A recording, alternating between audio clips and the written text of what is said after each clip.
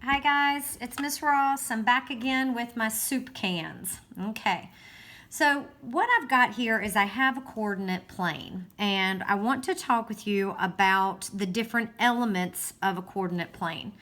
So the first thing that you need to know, the most important thing probably that kids forget all the time, is that right here, this right here at 0, 0, this is called the origin.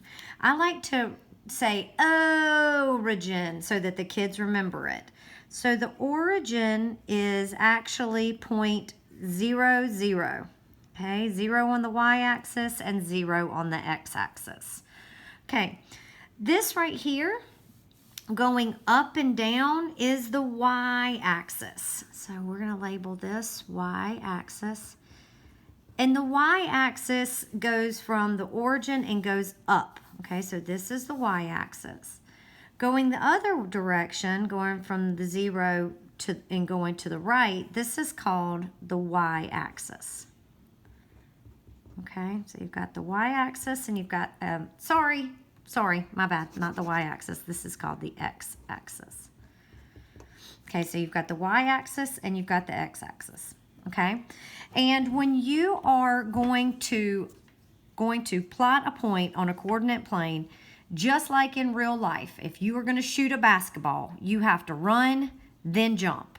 So you run and then jump up in the air. So you run start at the origin, and you run to the right, and then you jump up. Okay, so if we're going to plot point 3, 5, we're going to start at the origin and we're going to run 3 and then jump.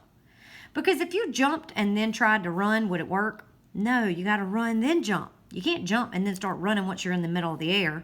You have to run, then jump. So this point is 3 on the x-axis, 5 on the y. Okay, so if you're looking at this, this is the x coordinate. So write that down. The first number is the x coordinate because that's how far you run. And the 5 is the y coordinate because that's how far you jump. The y coordinate. Okay, and the two of them put together, they're called the ordered pair. Okay. So if I'm looking down here at these notes, to plot a point on the coordinate grid, first you're going to move right from the origin, the number of units, and then, so you're going to move right first, you're going to run first, and then you're going to move up the number of units of the y coordinate. So if I wanted to plot point, let's say if I wanted to do 7, 3. 7 is the x-coordinate, 3 is the y-coordinate. So watch, here I go. I'm going to run over to the 7. That's how many I go on the x, and jump up 3. I'm going to draw a dot right here, and this is 7, 3. Remember to run and then jump. Okay, so an easy way to remember is first we run, and then we jump. We can't do it the other way, okay? So let's try to plot these points, okay? So we've got run 4, jump 7. Run 4, jump 7, and we are going to put the letter B here. Now let's try, oh sorry, you can't see that well. Let me try to move my camera up, move my soup cans up so y'all can see it. Y'all don't make fun of me. All right, here we go. Next we're gonna run 1 and jump 9. Run 1. Jump up 9, and we're going to put a C there. Run first, and then you jump. Next, we've got D, and that's at 0, 6. Miss Ross, how can you run 0? Stand still. Don't move. Run none, and go up 6. And there is point D. If you run none, then you jump 6. And for this one, you're going to run 7 and jump none. Run 7, jump nothing at all, and that's point E. So when you're doing coordinate graphing, the most important thing that you need to remember is run, then jump.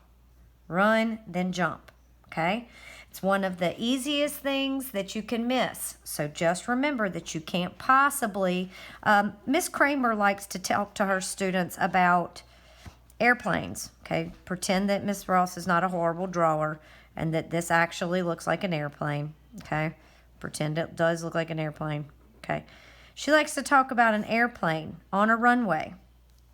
It cannot take off until it runs down the runway, and then it can take off. Run, then jump. Okay, that's another way you can think of it. Wow, that's a really embarrassing airplane. Okay, guys, I hope that that was a good explanation for you and practice in your book. Thanks, guys.